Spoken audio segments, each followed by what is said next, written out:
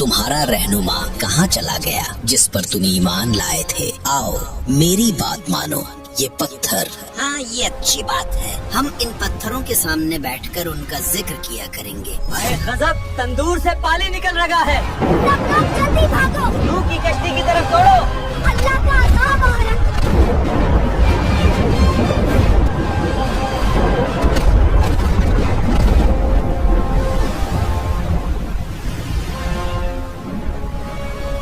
हजरत इदरीस अलैहिस्सलाम के आसमान पर जिंदा उठाया जाने के बाद लोगों के दिलों में कमजोरी आ गई और इसी लम्हे शैतान ने उनके दिलों में वसवसा डालने का फैसला किया। लोगों देखो, तुम्हारा रहनुमा इदरीस कहाँ चला गया जिस पर तुम ईमान लाए थे? वो अब तुम में नहीं रहा। क्या तुम्हें नहीं लगता कि तुम अकेले हो? आओ मेरी बात मानो, मैं तुम्हें ऐसी चीज दूंगा जो तुम्हें कभी छोड़कर नहीं जाएगी। ये पत्थर, ये तुम्हारे दरमियान हमेशा रहेंगे। इनकी शक्लें तुम्हारे रहनुमाओं जैसी हैं। जब तुम इन्हें देखोगे तो इनकी याद ताज़ा होगी। हाँ, ये अच्छी बात है। हम इदरीस को नहीं भूलेंगे। हम इन पत्थरों के सामने बैठकर उनका जिक्र किया करेंगे। और यूं शैतान अपने नापाक इरादों में दिन ब दिन तेजी से बढ़ता गया। उसके फितनों ने तेजी से जमीन पर जड़ पकड़ ली। लोग धोखे में आकर उसके पीछे चलने लगे। जमीन पर गुनाह फैल चुका था। बुत परस्ती, जुल्म, फहाशी, इंसान अपने रब को भूल चुके थे। तब अल्लाह ने नूह अलैहिस्सलाम को नबी बनाकर भेजा। और बेशक हमने नूह को उनके कौम की तरफ भेजा तो वो उनमें बिलवास्ता 1000 साल से 50 बरस कम रहे। फिर उन पर तूफान ने आ लिया जबकि वो जालिम थे। नूह अलैहिस्सलाम 950 साल कौम को समझाते रहे, है मेरी कौम, मैं तुम्हारे लिए एक खुला हुआ डराने वाला हूँ। अल्लाह की इबादत करो, उसके सिवा किसी को शरीक न ठहराओ। अगर तुम ईमान ले आओगे तो अल्लाह तुम्हारे गुनाह माफ करेगा और तुम्हें एक मुकर्ररा वक्त तक मोहलत देगा। मगर वो ना माने बल्कि मजाक उड़ाते रहे। ए नूह, क्या तू हमारे बुतों से दुश्मनी रखता है? तुम तो सिर्फ हम में से एक फकीर इंसान हैं। क्या हम तुझे पागल समझे? ऐ मेरी कौम, अल्लाह से डरो, उसकी तरफ पलट आओ। वो तुम्हें आसमान से बारिश देगा, तुम्हारी ताकत को बढ़ाएगा और तुम्हें इज्जत देगा। ए नूह, अगर वाकई तुम अल्लाह के नबी हो तो वो अजाब ले आओ जिसकी तुम बात करते हो। हम तुम पर हरगिज ईमान नहीं लाएंगे। देखो तो, ये हमें अल्लाह के अजाब से डराता है। ये नूह पागल हो गया है। बस करो, अगर तुम बाज ना आए तो हम तुम्हें पत्थरों से मार डालेंगे। नूह ने कहा, ऐ मेरी कौम, मैं तुम्हारे लिए साफ साफ डराने वाला हूँ। अल्लाह की इबादत करो, उससे डरो और मेरी इताअत करो। वो तुम्हारे गुनाहों को बख्श देगा और तुम्हें एक मुकर्ररा वक्त तक मोहलत देगा। नूह अलैहिस्सलाम 950 साल कौम को समझाते रहे, दिन रात, छुप कर, अलानिया, मगर वो ना माने बल्कि मजाक उड़ाते रहे। मगर हजरत नूह अलैहिस्सलाम लोगों को बार बार अल्लाह की तरफ बुलाते रहे, मगर लोग मुसलसल इनकार करते रहे। जब हजरत नूह अलैहिस्सलाम को यकीन हो गया कि ये लोग ईमान नहीं लाएंगे तो आपने अल्लाह के हुजूर उनके लिए बद दुआ की। ऐ मेरे रब, मैंने अपनी कौम को दिन रात बुलाया, मैंने खुलेआम और पोशीदा दावत दी, मगर उन्होंने अपने कानों में उंगलियां ठूंस ली, कपड़े ओढ़ लिए और हक से मुंह मोड़ लिया। और नूह ने कहा, ऐ मेरे रब, जमीन पर काफिरों में से किसी को न छोड़। बेशक अगर तू उन्हें छोड़ देगा तो ये तेरे बंदों को गुमराह करेंगे और सिवाय बदकार और काफिर के किसी को जन्म नहीं देंगे। अल्लाह ताला ने हजरत नूह अलैहिस्सलाम को अपनी कौम पर आने वाले अजाब के बारे में बताया और उन्हें एक अजीम कश्ती बनाने का हुक्म दिया। और नूह को वही की गई कि अब तेरी कौम में से कोई ईमान नहीं लाएगा सिवाय उनके जो ईमान ला चुके हैं। बस उनके अमाल पर गम न कर और हम हमारी निगरानी और वही के मुताबिक एक कश्ती बना। और जालिमों के बारे में मुझसे बात न करना, वो जरूर गर्क होने वाले हैं। हजरत नूह अलैहिस्सलाम ने अल्लाह के हुक्म के मुताबिक उसी के निगरानी में काम शुरू किया।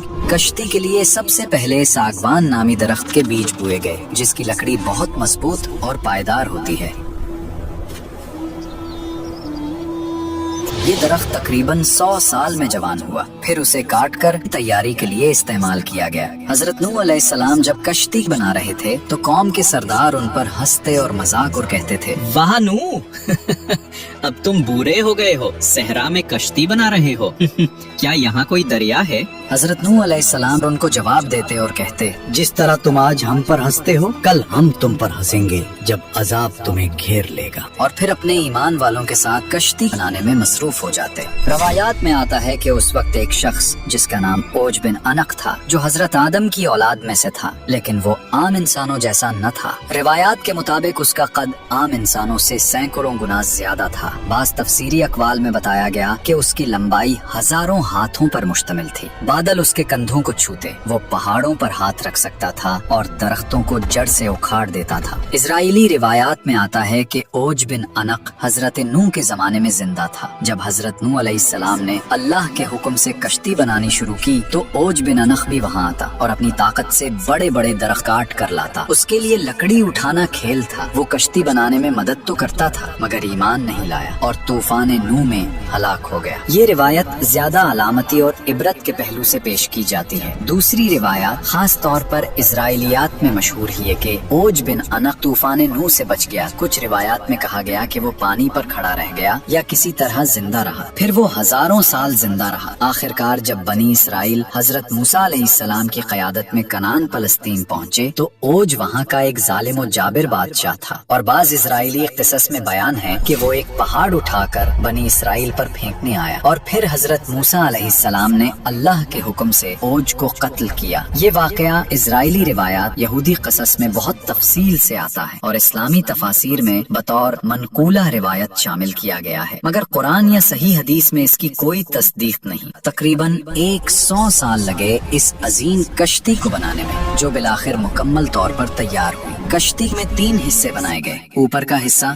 इंसानों और परिंदों के लिए, दरमियाना हिस्सा आम जानवरों के लिए, नीचे का हिस्सा दरिंदों के लिए। हजरत नूह अलैहिस्सलाम ने अल्लाह के हुक्म के मुताबिक कश्ती तैयार की ताकि अजाब के वक्त ईमान वाले महफूज रहें और अल्लाह की नेमत से निजात पाएं। ऐ मेरी उम्मत सुनो, मेरी बात गौर से सुनो। अल्लाह ताला ने काफिरों को बहुत मोहलत दी थी, लेकिन अब उनके पास कोई मोहलत बाकी नहीं रही। याद रखो, ये कश्ती जो हम अल्लाह के हुक्म से बनाया है, ईमान वालों के लिए एक पनाह है। जो इसमें सवार होगा वही जिंदा बचेगा और जो सवार ना हुआ वो डूब जाएगा। तुम जान लो, जब बड़ी निशानी जाहिर होगी और इस तंदूर से पानी निकलेगा तो वही वक्त होगा अजाब के आगाज का। बस फौरन इस कश्ती में सवार हो जाना, क्योंकि फिर अल्लाह का अजाब शुरू होगा और अल्लाह के करम से ईमान वाले बचा लिए जाएंगे। और फिर वो दिन आ पहुंचा जिसका वादा किया गया था। गांव के एक पुराने तंदूर से अचानक पानी उबलने लगा। लोग घबराहट में एक दूसरे को देखने लगे। उनके चेहरों पर खौफ और हैरत छा गया। वो पुकारने लगे, हाय गजब, ये वही निशानी है जिसका नूह हमें बताता रहा था।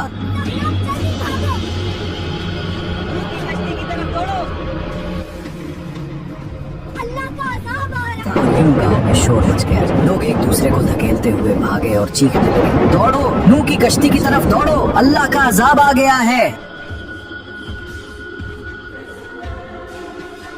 फिर अल्लाह के हुक्म से हर जानवर की नरो मादा जोड़ी हजरत नूह अलैहिस्सलाम की कश्ती में आ गई। गोया फितरत ने खुद रब का हुक्म मान लिया। फिर आसमान सियाह होने लगा, बादल गरजने लगे और मूसलाधार बारिश बरसने लगी। जमीन के शगाफों से भी पानी उबलने लगा। यूं लगता था जैसे आसमान और जमीन दोनों मिलकर पानी बरसा रहे हो। पानी तेजी से बिलोंग होने लगा। कच्चे घर और गलियां सब डूबने लगी और फिर वो अजीम कश्ती नुमाया खड़ी थी जिसे बरसों की मेहनत से तैयार किया गया था। नूह के मानने वाले उनके पीछे पीछे कश्ती की सीढ़ियों पर चढ़ने लगे। उनके कदम जल्दी जल्दी बढ़ रहे थे। उनके होंठों पर दुआएं थी और दिलों में खौफ भी और यकीन भी। और जब पानी हर तरफ फैल गया तो नूह के साथ ही उस कश्ती में सवार हो गए।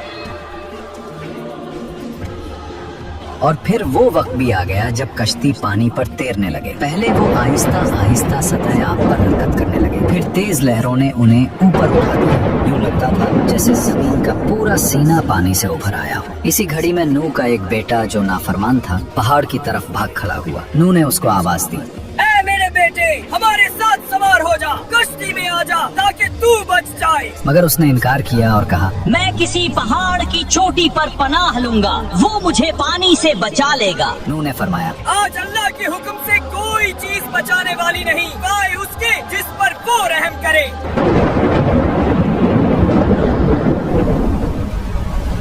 اتنے میں ایک بڑی لہر آئی، وہ پہاڑ کی چوٹی کو بھی ڈھانپ گئی اور وہ نافرمان بیٹا اس موج میں بہہ گیا۔ نوح علیہ السلام کا دل ٹوٹ گیا، مگر اللہ کا فیصلہ اٹل تھا۔ اسرائیلی روایات کے مطابق اوج بن انق اس پانی میں کھڑا رہا۔ وہ کشتی اللہ کے حکم سے پہاڑوں کے درمیان سے گزرتی ہوئی اس مقام تک پہنچی جہاں آج بیت اللہ ہی۔ روایات کہتی ہیں اس نے کعبہ کا طواف بھی کیا، گویا توحید کا یہ پیغام پانیوں پر تیرتا ہوا عزل کے گھر کے گرد چکر لگا رہا تھا، وہی مقام جہاں صدیوں بعد ابراہیم علیہ السلام کو کعبہ اٹھانے کا حکم ملے گا۔ اور پھر اللہ نے زمین کو حکم دیا، پانی نکل لے، آسمان رک جا، اور کشتی جودی پہاڑ پر ٹھہر گئی۔ اور کہا گیا اے زمین اپنا پانی نگل لے اور اے آسمان اپنا پانی روک لے، پس پانی خشک کر دیا گیا اور کام پورا کر دیا گیا اور کشتی جودی پر ٹھہر گئی۔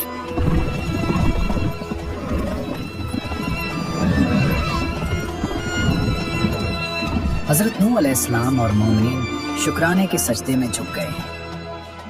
سبحان اللہ، یہ تیرے وعدے کی سچائی ہے اے میرے رب۔ الحمدللہ، رب العالمین کا شکر ہے کہ اس نے ہمیں محفوظ رکھا۔ اب وقت ہے جاننے کا کہ زمین پر پانی کتنا کم ہوا ہے۔ حضرت نوح علیہ السلام نے ایک کوے سے فرمایا، اے کوے، جا زمین کی طرف دیکھ اور خبر لا۔ کوا اڑا مگر وہ واپس نہ آیا، وہ مردار پر جا بیٹھا، زمین کی خبر نہ لا سکا۔ پھر حضرت نوح علیہ السلام نے ایک کبوتر سے فرمایا، اے کبوتر، تو جا اور دیکھ کہ زمین خشک ہوئی یا نہیں۔